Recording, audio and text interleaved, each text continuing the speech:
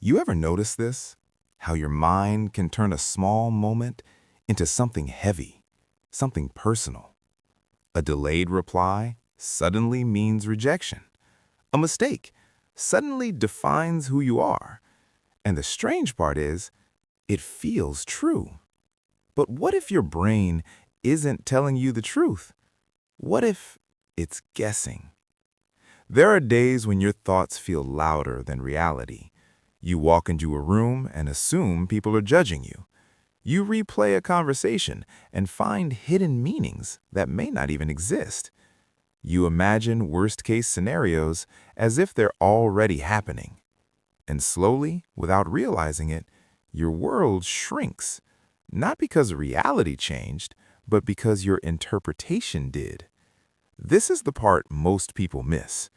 Your brain is not a neutral observer. It doesn't simply record reality. It constructs it from fragments, from memories, from past pain. In psychology, this is tied to something called cognitive biases, mental shortcuts. They help you survive, but they also distort, like a lens slightly cracked that you forget you're looking through. So let's pause here for a moment, because this matters. You are not broken. Your brain is not malfunctioning. It's doing exactly what it evolved to do: protect you, predict danger, filling gaps quickly. But here's the problem. It hasn't updated its definition of danger. It still reacts to social discomfort like it's physical threat. It treats uncertainty like something to fear. So when your brain lies to you, it's not trying to hurt you. It's trying to keep you safe, using outdated rules. Think of your brain like a storyteller, not a scientist. A storyteller. It receives incomplete information, and instead of saying, "I don't know," it creates a story. Fast, automatic, convincing. This process is rooted in predictive processing.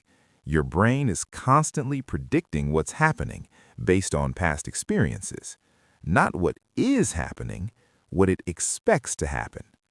For example, if you've experienced rejection before, your brain starts predicting it everywhere, even when it's not there.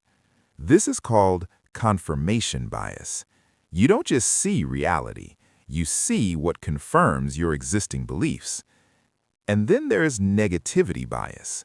Your brain gives more weight to negative experiences because historically, missing a threat was more dangerous than missing an opportunity.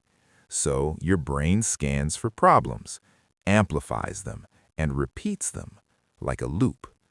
This is why a single negative comment can outweigh 10 positive ones. It's not logical, it's survival-based. But survival thinking doesn't always lead to a peaceful life. So how you stop believing every thought? Not by fighting your brain, but by understanding it. Just because you think something doesn't make it true. This sounds simple, but your brain doesn't treat thoughts as thoughts. It treats them as signals. So when a thought appears, instead of reacting, label it. This is a thought, not a fact. In psychology, this is called cognitive diffusion. You create space between you and your mind. Your brain rushes. It fills gaps instantly. But clarity lives in slowing down. When something feels off, ask yourself, what do I actually know? For certain. Not what you assume, not what you fear, just what is real. This interrupts automatic thinking patterns and gives your rational brain time to engage. Your brain prefers one story, usually the negative one, so challenge it. If someone didn't reply, maybe they're busy. If someone seemed distant, maybe they're dealing with something. This isn't about forced positivity, it's about cognitive flexibility, training your brain to hold multiple possibilities instead of locking into one. Your brain learns from repetition, not logic, so you have to show it repeatedly that its predictions are not always correct. Speak up, even when you expect rejection. Go anyway, even when you expect discomfort. Each time reality contradicts your fear, your brain updates, slowly, but reliably. This is how neuroplasticity works. You don't argue with your brain, you retrain it. So here's the simple model to remember. Your brain is a prediction machine, not a truth machine. It guesses, it fills gaps, it protects, but it doesn't always reflect reality. Think of it like weather. Thoughts are clouds. Some are dark, some are heavy, but they pass. And you are not the clouds. You are the sky. The moment you stop treating every thought as truth, you begin to see clearly. Not perfectly, but more honestly.